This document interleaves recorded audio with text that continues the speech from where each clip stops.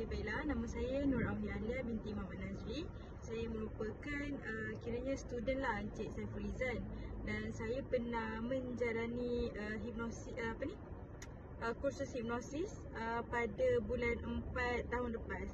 Jadi antara pengalaman yang saya pernah alami berkaitan dengan hipnosis ni adalah saya mengamalkan self hipnosis, di mana macam selalunya yang kita pernah dengar hipnosis yang macam kita buat dengan orang-orang yang macam Encik Saiful ataupun orang-orang yang pandai hipnosis lah kan.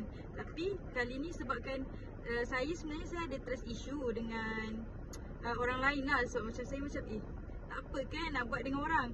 Dan saya pun cubalah untuk buat self hypnosis ni.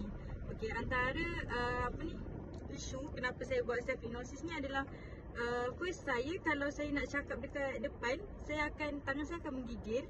Lepas tu saya akan rasa macam takut lah kita nak cakap kat depan tu kan.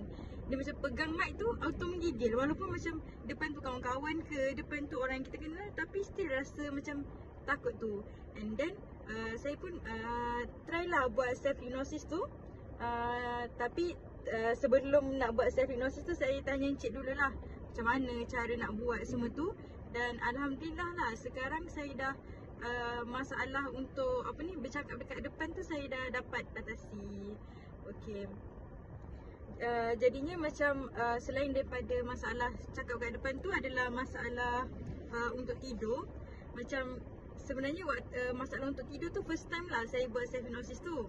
Dan saya lepas je saya buat self hypnosis tu, saya rasa macam tak jadi. So saya cakap encik kenapa bila saya buat self hypnosis ni saya rasa macam makin tak jadi, macam tak jadi je. Lepas tu encik tanya apa skrip saya. Lepas tu bila saya bagi tahu encik skrip saya tu, encik kata, oh ini skrip awak ni, awak cakap macam ni, sebab tu lah awak memang tak boleh tidur. Lepas tu encik pun bagi tahu saya skrip yang betul.